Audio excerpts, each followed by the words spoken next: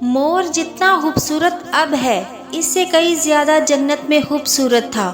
مور کی خوبصورتی پہ سبھی پرندے فدا تھے، لیکن ان سب خوبیوں کے باوجود مور سے ایسی کون سی خطا ہو گئی تھی جس سے اللہ تبارک و تعالیٰ نے مور کو جنت سے نکال دیا۔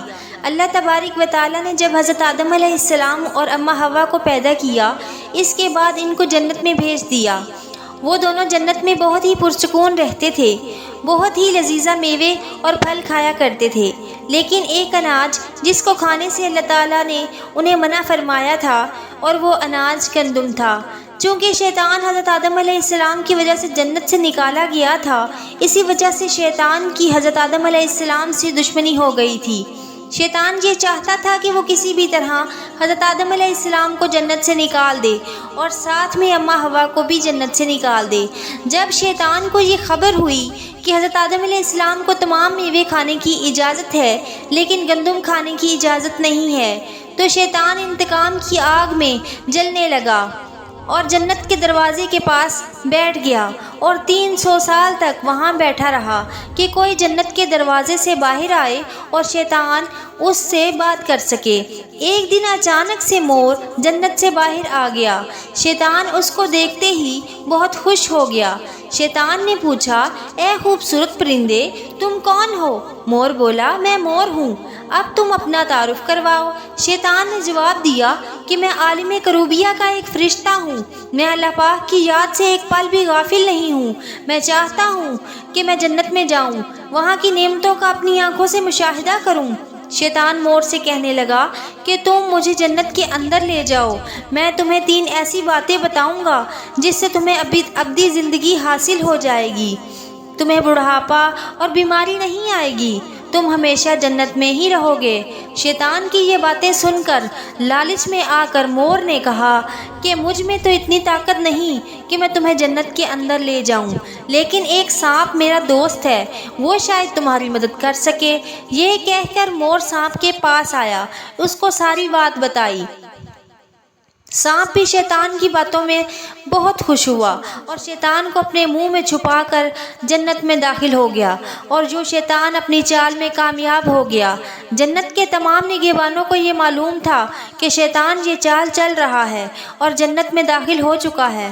فرشتے شیطان کو جنت سے نکالنے لگے، تبھی اللہ پاک کا حکم ہوا کہ اس کو ابھی تک جنت میں ہی رہنے دو۔ وہ فرشتے اللہ تبارک و تعالیٰ کے حکم سے رک گئے۔ شاید یہ حضرت آدم علیہ السلام کا امتحان تھا۔ شیطان حضرت آدم علیہ السلام کے پاس اور اماں حوا کے پاس جا کر اپنی محبت کا اظہار کرنے لگا۔ وہ دونوں ہی شیطان کو پہچان نہ سکے کیونکہ ماضی کے مقابلے میں شیطان کی شکل تبدیل ہو چکی تھی۔ شیطان کہنے لگا کہ میں چاہتا ہوں کہ آپ دونوں ہمیشہ جنت میں اسی طرح زندگی گزاریں، ہمیشہ خوش رہیں۔ حضرت آدم علیہ السلام اس کی بات سے بہت متفق ہوئے۔ شیطان نے کہا، اگر آپ میری بات مان جائیں تو آپ کو جنت کی اور بھی تمام سہولتیں ملیں گی۔ حضرت آدم علیہ السلام شیطان کے بہکاوے میں آ کر کہنے لگے کہ یہ کس طرح ممکن ہے؟ شیطان کہنے لگا، ایک گندم کا دانہ اگر آپ دونوں چکھ لیں تو آپ کو ابدی حیات حاصل ہو جائے گی اور آپ جنت میں ہی رہیں گے۔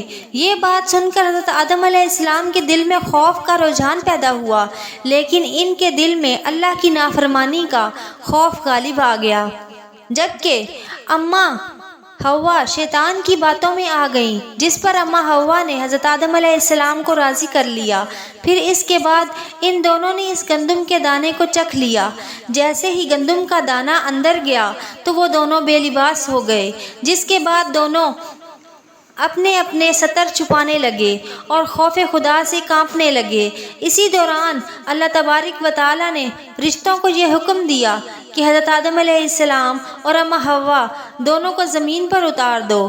حضرت آدم علیہ السلام کو سری لنکا کے قریب نیچے زمین پر بھیج دیا جائے، جبکہ اماں حوا کو جدہ کی سرزمین پر اتارا گیا۔ جن خوبصورت پیروں سے چل کر مور شیطان کو جنت کے اندر لے گیا تھا، وہی خوبصورت پاؤں اللہ پاک نے مور سے چھین لیے۔ سانپ جو اپنے منہ میں شیطان کو چھپا کر لایا تھا، اس کے منہ کی خوبصورت خوشبو کو چھین کر اس میں زہر ڈال دیا گیا۔ پھر مور کے ساتھ ساتھ سانپ کو بھی جنت سے نکال دیا گیا۔